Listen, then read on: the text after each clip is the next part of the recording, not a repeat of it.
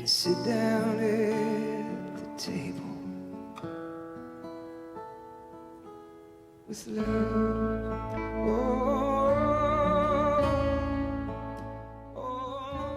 In the last session, we started talking about the importance of understanding the traditions, the ceremonies within the Jewish culture, and how they really carry a message sometimes and a picture of Jesus or what he's going to do or has done. So today I want to share something out of my personal life, a story about my first Jewish ceremony that I was part of. And you have to keep in mind it was in the same context of when we were new believers. And I told my story before how disappointed John's mom was. You know, they were Holocaust survivors and lost everything in Germany. And it was understandable that she was disappointed when John married a Gentile. And she thought that every Gentile was a Christian and that if you married one, it would take your son or daughter away from the faith. Well, just a quick review, I assured her that I wasn't a Christian because when we first got married, John and I were not. And that, you know, I believed in God, but I had no understanding or no desire to be a Christian. And, well, the story, you know, went on, and John and I did get born again about a year later, and so then we had a real struggle with John's mom. And she was on the warpath. She sent us to a rabbi to be deprogrammed, which, as you can see, it didn't work.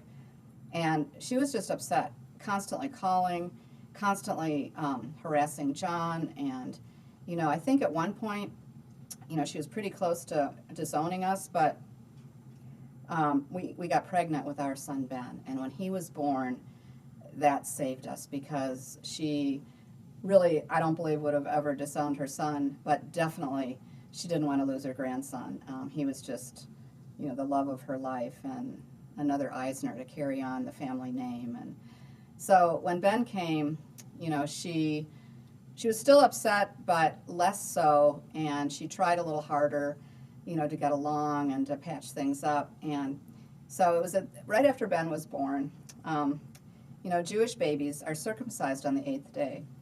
And we were in the hospital, and we were ready to just have the usual hospital circumcision right before the baby leaves the hospital. They usually do it. And John's mom asked us if we would please, to honor them, if we would do a Jewish bris. It's called B-R-I-S.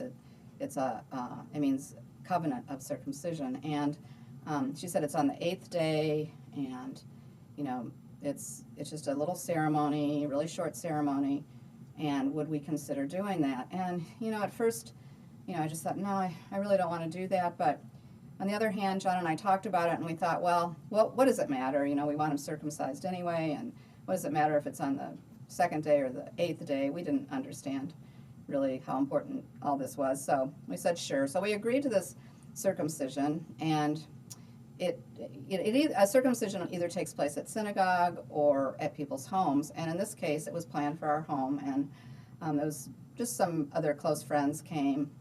I don't remember how many people were there, but they're close friends, and so the day of the circumcision, I was nervous anyway. It was our first baby.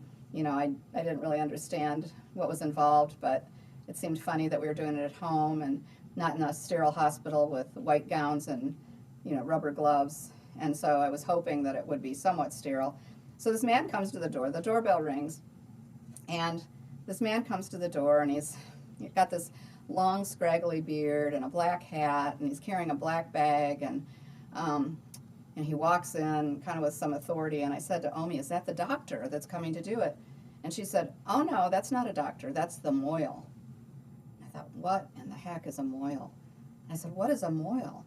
Is he a doctor? She said, no, he's not a doctor, but he's trained to do circumcisions. And I thought, just looking at this guy, I thought, there's no way that I want him to go near my son. And he went in Ben's bedroom, and everybody gathered there. There was close friends, this man and wife who were friends of John's parents.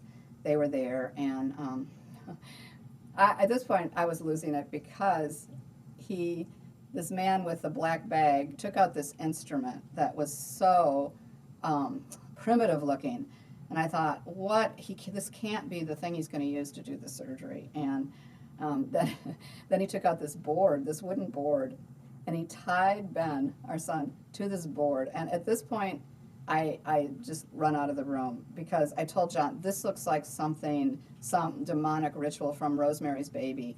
What are they doing? And so I'm out in the backyard crying. And I come back in right at the end. And basically, it was a very traumatic day for me. So what I learned later, and now I understand really what a blessing that day was that the circumcision's done on the 8th day for a practical reason, actually. It's because on the 8th day, you have more vitamin K in your body, which is a blood clotting vitamin, than any other day of your life. And so it makes sense that it would be on the 8th day. And it says in Leviticus 12:3, on the 8th day, the flesh of his foreskin shall be circumcised. So what I later learned was that in ancient Israel, a lot of times it was performed either at home or many times in the temple. And the ceremony is pretty much basically the same today. I missed it because I was hysterical and I couldn't imagine that this could possibly have any meaning or could be good for Ben or us. But what was actually going on is they have two people, usually a man and a woman, who are close to the family, and they're called the messengers. And they bless the baby and then carry the baby to a man called the sendak, Sendak. And the sendak means righteous. He's a righteous man. And it's usually a grandfather or an elder in the family, a man of authority in the family. And in this case, it was John's dad. It was the grandfather. And so the man and wife carry the baby to be put on the grandfather's lap. And as they carry the baby to be put on the grandfather's lap, who holds the baby on the board for the circumcision to be done, as the messengers are carrying the baby to the sendak, they say, Baruch haba, which means Baruch haba b'shem Adonai, blessed is he who comes in the name of the Lord. And because, it's a prophecy that when the Messiah comes, we will say, blessed is he who comes in the name of the Lord. Well, to Jews, every baby born could be the possible Messiah. And so they say that and proclaim that just in case he is. So then, I thought was really cool. And so then they take the baby and place him on the grandfather or the sendak's lap. And the chair that he sits on is called Elijah's chair. Because Elijah is the one that is supposed to usher in the coming of the Messiah. And so then the circumcision is done. They put wine on the baby's, the rabbi the moil puts wine on his finger and in the baby's mouth to kind of sedate him. And then, the circumcision is done. And then prayers are recited over this baby. That's where he's given a name, and the parents will announce the name and why it's chosen and what its meaning is. Ben was given a Hebrew name, and as part of being part of the family of Israel corporately, and then he's given his given name and the explanation why. And then the prayers that they say over him is they pray that he will keep his covenant relationship with God his whole life, and that he will do good deeds, bringing tikkun olam to the world in his lifetime, and that he will come to the wedding chuppah. Coming to the wedding chuppah is the ultimate good thing and blessing because it perpetuates Jewish life and it perpetuates tikkun olam. So just pray that he'll be a righteous man. And then, of course, at the end of every Jewish celebration, they break out the wine, they have a toast, l'chaim, to life, and mazel tov, congratulations, and then there's food. But the thing that I thought about later, I learned that later, and then I was really glad that Ben had the experience and the prayers and just the amazing picture that it actually is, even though it was so traumatic for a young mother trying to please her mother-in-law. But I later wondered if possibly this meaningful ceremony was taking place in Luke 2:21 through 38, when Mary and Joseph brought Jesus to the temple to be circumcised.